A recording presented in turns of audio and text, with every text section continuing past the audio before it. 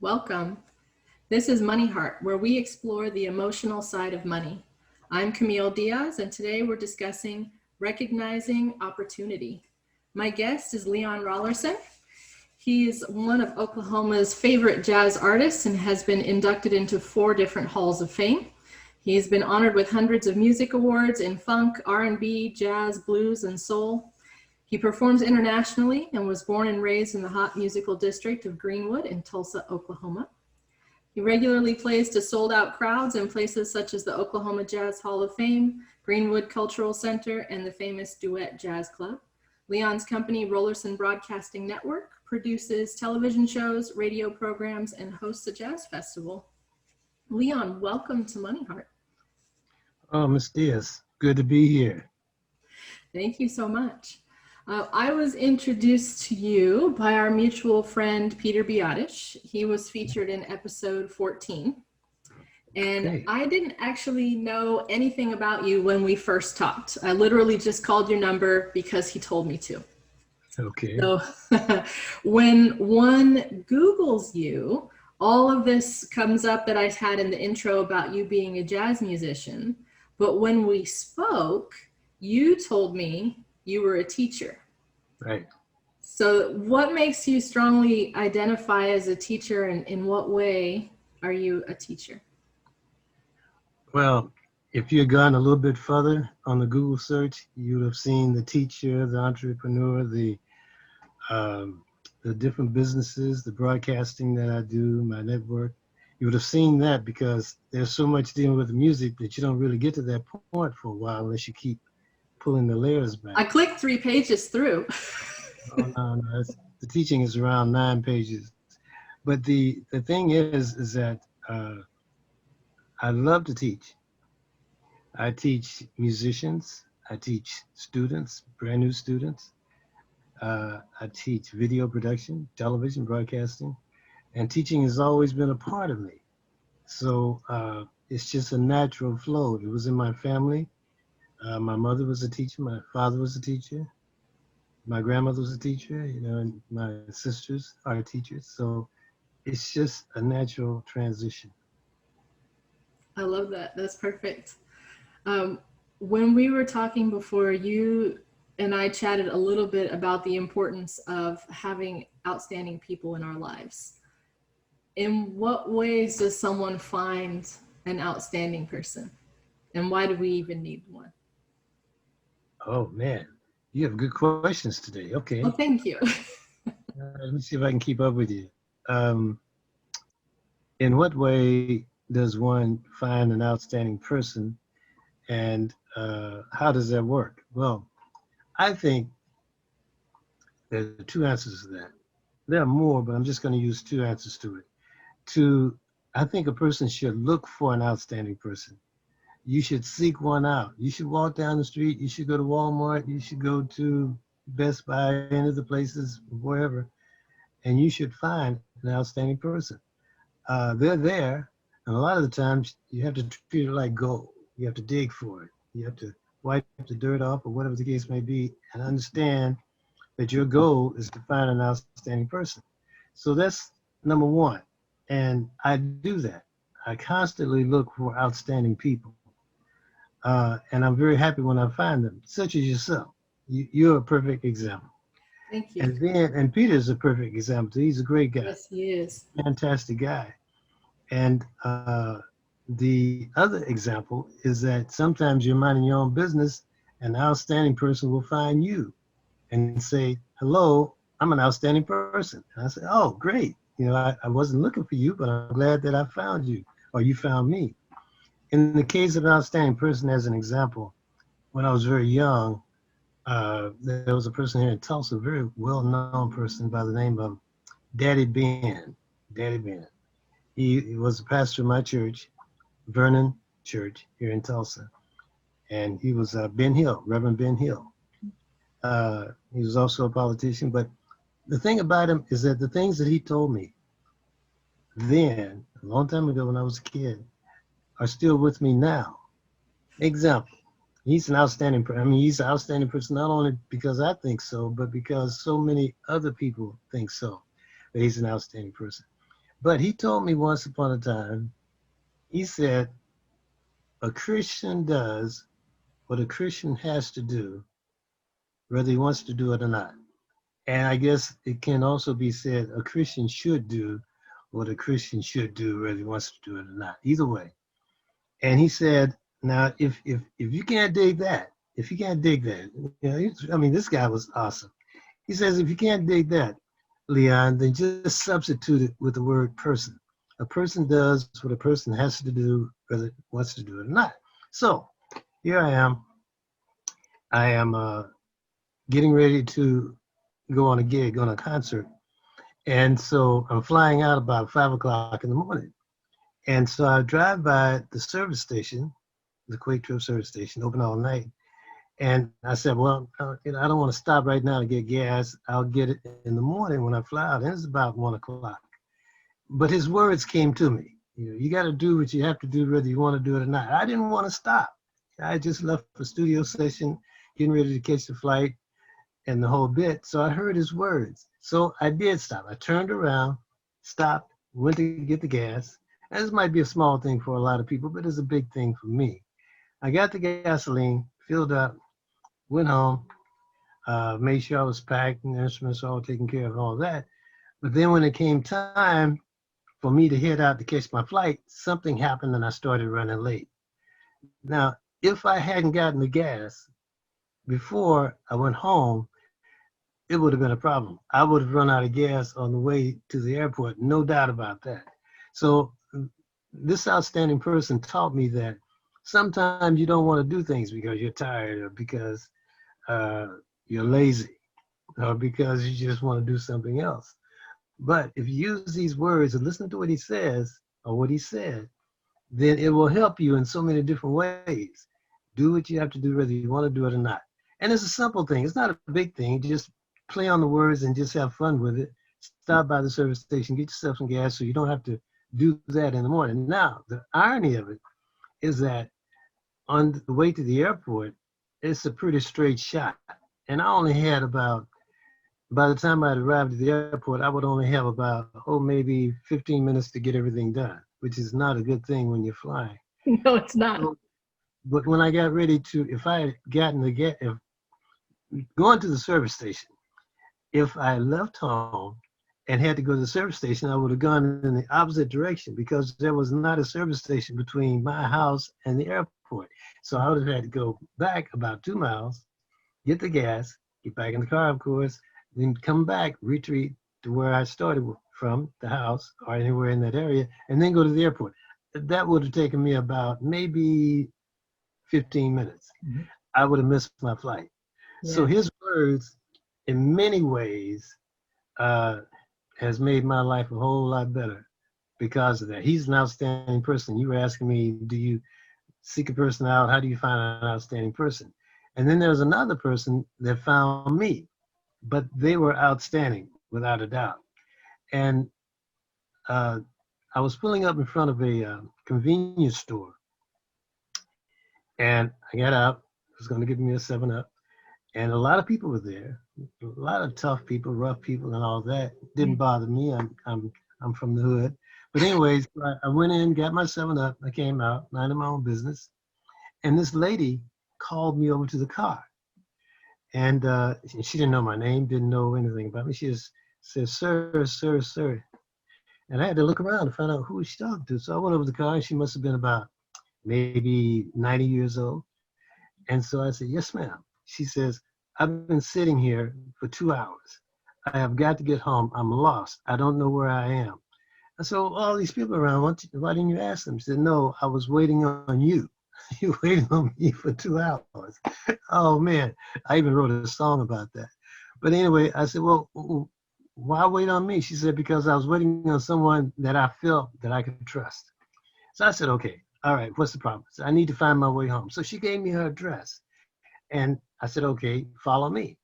So she did. Now, the way that I took her home was through the woods and weird areas because it was the shortest way of getting her to her house. And she wanted her to get home. You know, she'd been waiting for 2 hours and needed to use the restroom and all that sort of stuff. So I wanted her to get her home. So I got her home and I said, "Is this your house?" She said, "Yeah, that's my house." She was lost. And when you get up in age, you get lost. And you'll never get that way because you'll never get old. But other people who get old, they get lost. And that's okay. I understand it. You might even get lost when you park your car at the airport and you can't remember where you parked your car. So Mhm. anyway, I got her home, and she gave me $100 bill. Wow. And no, I can't take that. She said, "No, no, you must take it. You must take it. You did me a big favor." And I said, "Well, anybody at that store would have loved to have gotten $100 bill taking you home." She said, "No, no, I was waiting on you." So anyway, and she was very adamant about this. This lady might have been 90, 95 years old, but she was tough. All right. Mhm. And so I was thinking, well, I could hand wrestle her, I could box her or something and win this argument, but that wouldn't be cool. So I thought for a minute, and here's what I did. I knew that she was from that generation of rewarding people for doing things. Mhm. And that's the generation. That's where she was from. She was from the 20s. Mhm. And so I thought for a minute. And I said, I would love to take your $100 bill, but my mother wouldn't like it. When I say my mother means my home training, the way I was raised. My Right. mother would be insulted if I took that money. Now she understood that. She Yeah. didn't understand me not taking the money. That was like insulting to her. Mhm. Even though I did her this favor, now I'm insulting her. So once I said that my mother wouldn't like it, she thought, oh, okay, I'm okay with that. So she took the money and put it back into her purse. Well, anyway, she became an outstanding person. She found me. I didn't find her. I was minding my own business. To answer your question about outstanding people. And I've met a lot of outstanding people without a doubt. Hundreds of outstanding people. So it's not a shortage. And that's my answer. I love that. Thank you. And what a wonderful story as well of, someone wanting to give you something for you just doing a favor, Right. and your way of putting it in a way that she would understand and she would feel comfortable with. Okay, I can see that, he is just happy to have done me the favor. So Mm. I like that. I like that. I called this episode Recognizing Opportunity because that's something that I feel like opportunity is always there. Sometimes we just have difficulty seeing it. Would you maybe share an opportunity or two that you took advantage of and really grabbed and did your best with, and maybe share one that got away? Oh man, but that'd be easy to do. They're only about 100,000. Narrow down the best you can. Okay, let's talk about the one that got away. Okay, Um, Maybe I should tell you about the one that I did. Well, I guess there's really no particular order, right? up to you, whatever you like. Opportunities are something that I really, really believe in. I think that they come in many different styles and fashions. I teach opportunity to students and to anyone that will listen about opportunities. I think that you should be ready for them if they're not there. You should be uh, dressed for it. You should be mentally ready, sound for it. You should be educated for it. You should be trained in your task, and your opportunities will allow that to happen if you deal with them a lot. And what I mean by that, if you're going to be a welder, you really want to be a welder, and you're waiting on that call from the welding company, then you should have your boots ready. You should have your mask ready, your talent ready, so that when you do answer that call, you'll be ready for that opportunity Mhm. and not falter. Trying to find your boots now. The phone call comes in. Says, we have a job for you working on the bridge, and it's going to pay you $100 an hour. Are you ready? Well, now you have to find your boots. You have to find your mask. You have to do all these things. And by the time you arrive on the scene, opportunity has left you, Yeah. and you missed all of that. So that's what I mean. That you need to be ready educationally, intelligently, and so forth. Uh, opportunity. Now I'm gonna tell you an opportunity that I had and an opportunity that I lost. Mm-hmm. An opportunity that I had, and this was in my broadcasting. I had an opportunity to, or the opportunity was there for me to start broadcasting in a certain market. And this market was one that was hard to do because it was uh, a racial situation. Uh, and it was almost hard to bear because of the prejudices that were allowed in this situation. But then someone said to me, look, we have to break this. We have to break this racial thing. We have this racial divide. We have to put some color to it. And we want you to bring your network in to make this happen. Yeah. And the people that are going to listen to you are not necessarily people that can dig what you're doing. You know, they don't feel where you're coming from. Mm-hmm. And so, but we're going to take a chance because this was a good person, opportunity. So I went into the market and I did do what I was going to do. I put jazz in the market, jazz music, and my radio show, and it worked. It was an opportunity. Now, if I had not been an accomplished jazz musician, an accomplished broadcaster, producer, director, and all that sort of stuff that it takes to make it happen, I would have had to practice on how to be a host, how to interview people, how to play the right music for the market. I knew that if I had played, something that was real deep, heavy music, avant-garde type of jazz, I knew that would not have worked for that market. First of all, they didn't dig black people. That's one thing right off the Yeah. bat. And here I am, definitely a black cat, you know, going into the market, and and then I had to make sure I played the right music because I knew that if I played some music, let's say by Louis Armstrong, uh, then that would have been okay. But if I had played some music that was heavy, like Miles, deep into the jazz thing, which is brew and that sort of stuff, it would not have worked. So I had to ease my way into the situation. That was an opportunity. But I was smart enough to know what to do to take advantage of that opportunity. So I eased my way in and I kind of won the hearts of the people. I didn't bombard my way in. It was Yeah. an opportunity. I took advantage of it. Everything was great after that. It was highly successful, lots of awards and all that sort of stuff. And the community dug it because I was aware of the opportunity and what my uh, situation was. An opportunity that I lost was there's a guy by the name of Leon Russell, and a good friend of mine. So I was at his house. He had a recording studio in the basement. So I was at his house, and I laid down these tracks. And I can lay down a track. I can write a song in no time at all. I can write a song every minute. Every minute on the clock, I can write a brand new song. So that's something that I do, no problem. So I'm in the studio, and uh, I start putting all these songs on tracks. Mm-hmm. That means recording the songs. And so I recorded about 15 to 16 songs, no problem. Uh, Leon was going to come down and check them out later on. He said, you know, have fun, surprise me. Now, this is my music in the whole bit. It's not music I was writing for Leon. So Leon Russell. And so I laid down, had my cats in the studio, you know, doing our thing, studio thing. And we laid down 16 tracks. Engineers said, wow, man, you know, people don't come in here and do that. That's amazing and all that. So, all right.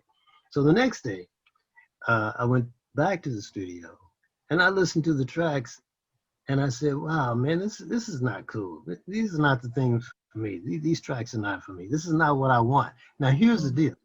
When you're a musician and you lay down tracks, a lot of the times it's based on how you feel, Mm-hmm. what you're going through at the time. So if your old lady leaves you, then you're gonna lay down some blues and you know, but if Right. she comes back, then it's not the same groove. It's a whole different groove. Now you want to lay down some happy music. Yeah. And that's what musicians do. Occasionally, we lay down music that is neutral ground. That means no matter what mood we're in, it's going to be a good song. Mm-hmm. But in this case, I don't know what was going on. Who knows? Who knows? So I played and did the playback, had the engineers run the tapes back. I was doing in time of tapes, which today is digital. Anyway, he played the tapes back and said, "No, man, I can do that. I can do a lot better than that. A lot better than that. A lot better than that." So anyway, I said, "Delete all that. Get rid of it. We're gonna do this thing all over again." But I didn't have my musicians there. So he Oh, says, "Well, why don't we save it?" "No, we don't need to save it. I can do this over and over again with no sweat." So he said, "All right, I was a producer, so I called the shots." So he went on and deleted the whole tracks, erased the whole tracks, put a bulk magnetic eraser on it to make sure they were totally erased upon my request. And I said, "Okay." So here I am now waiting on my musicians to come, and now they're not coming on time because one is in Kansas City, the other is somewhere else, whatever. So I have to wait for them to get back in, which is going to take about 3 or 4 days.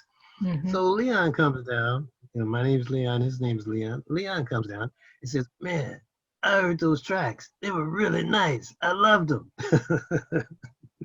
But I had them erased. So that was an opportunity that went away because by the time he left the next day to go on tour, my musicians hadn't come back. And so therefore, it didn't happen again. And then one thing led to another, and I didn't have time to do it again out in the whole bit. So that was an opportunity that I had, but I threw away. Mm. Now, hindsight, I should have just saved it, even though I wasn't happy with it.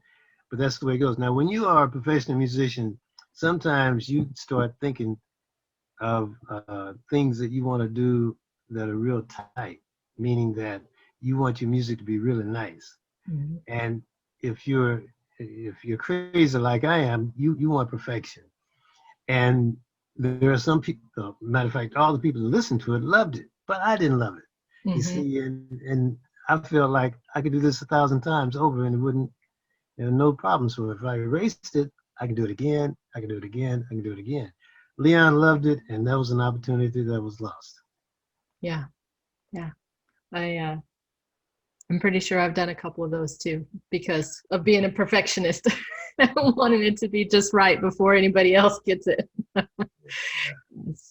Well, thank you. I appreciate you sharing that. What did I miss? What else would you like to teach us? What would I like to teach you? Yeah. No, this is your show. What would you like to hear? What would I like to learn? Well, this is a show a little bit about the emotional side of money. So I guess you've already given us one money story, but if you have another money story that stands out to you, we'd love to hear it. In what way? Something that affected you, something that affected your view of money, or something that changed the way that you thought about it or interacted with Let me do a short one on the stupidity of money. it. I love that. Okay. Stupidity of money. And man, there are a lot of stories, but we're gonna abide by the host and keep things to the point. Um, I worked on a job a long time ago, and it paid a lot of money, Mhm. and I was able to buy a lot of things, but I hated the job. I hated the job, and so I stopped working on the job, and I started concentrating more on music. See, that's stupidity part. Yeah, stupidity part. Now the music didn't pay a whole lot of money. The job paid maybe 100 times more than the music did.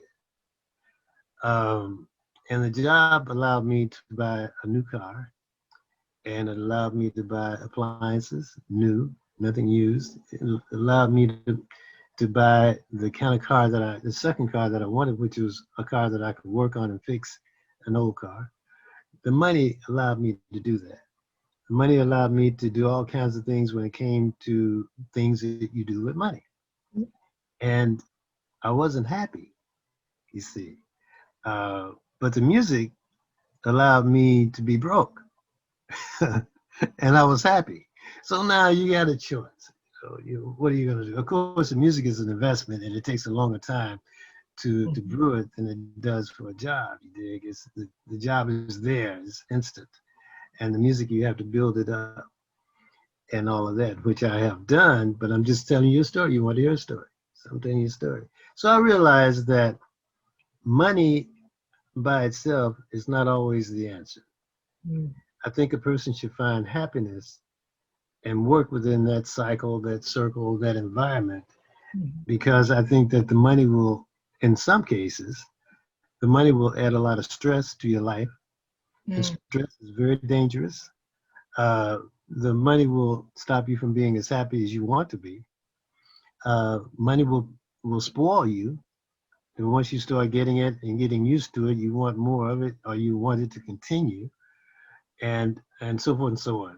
A lot of your audiences, your audience members can relate to this, I'm sure. Probably not you, but your audience can.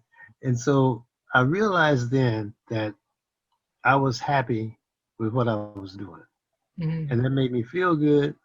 It made me walk taller. It made me struggle more. It made me count my pennies tighter. It showed me that uh, you can make choices between something that will bring you great benefits, and that great benefit would be not the money, but the great benefit would be happiness. mm, And you can make another choice where you can get the money, but not the happiness. So sometimes you have to weigh things, happiness on one side and money on the other side. And sometimes the money is the thing that you ought to do. Example, if your happiness is robbing banks and your other side is working at a $8 job an hour, then I suggest you do the money thing and work on the $8 an hour and forego robbing the bank. So you see, you have to weigh it based on what's going on. mhm, And in this case, the weight factor was on the creative side of me, which is what I'm made out of creativity. And so it worked out. To this day, I am very happy about that decision. It's not one of those things where I can say, oh man, I could have a money market account. I could have this, that, or the other. Right now I could retire with money, mhm. with 750,000 happening right there and live off the interest. But no, that's not what I wanted to do.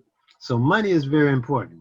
Now, if you find yourself a good financial person, you can find out how to weigh the two factors together. Mhm. You can do the music, but you can have a different direction. Musicians don't have a financial direction. We like to bring money in, spend it, have a good time, do that sort of thing, going about our business. Uh, but if you find a good financial advisor, then you can bring the money in, Mhm. take a little bit, put it to the side, still have yourself a good time, still be all the other things you want to be, and make it. The problem is in the creative world, the music world, and most worlds, we don't run across financial advisors that will lead us in the right direction. That's the problem. And so back to the thing you said about opportunity, sometimes you have to go out and look for it. But if you don't know it's there because you weren't trained, you weren't taught, it wasn't part of your upbringing, then you don't know what to look for. So that's the thing that's happening with money, and how money can be very important, and how a financial advisor can be very important, and how you can teach your kids about finances. When they're coming up, you can teach them about things so they won't be in the same rut that the baby boomers and the X generation so won't be so much as we are. And Mhm. that's my story on money. I love that. And I love your point about teaching the next generation, because that's how we really make the difference, is passing to them the information that we've already gained so they don't have to make the same mistakes again and repeat the cycle. They can change it. And we end up creating generational wealth in just a couple of generations by making tiny changes. So, yeah, fabulous. Mr. Rollerson, this has been fantastic. Thank you for spending a little time with me today. I appreciate it. Thank you for allowing me to do that. If anyone would like to get in touch with Leon Rollerson, you can do so through his website, rollersonproductions.com. Thank you as well to all of our listeners and viewers. I'm your host, Camille Diaz. This show is sponsored by Serenity Financial, a Five Rings financial agency specializing in financial education, living benefits, and guaranteed lifetime income. Be sure to follow MoneyHeart on social media at MoneyHeart Show and on our website, moneyheartshow.com. Today's money mantra is one that Leon provided us with, and it is always leave something better than you found it.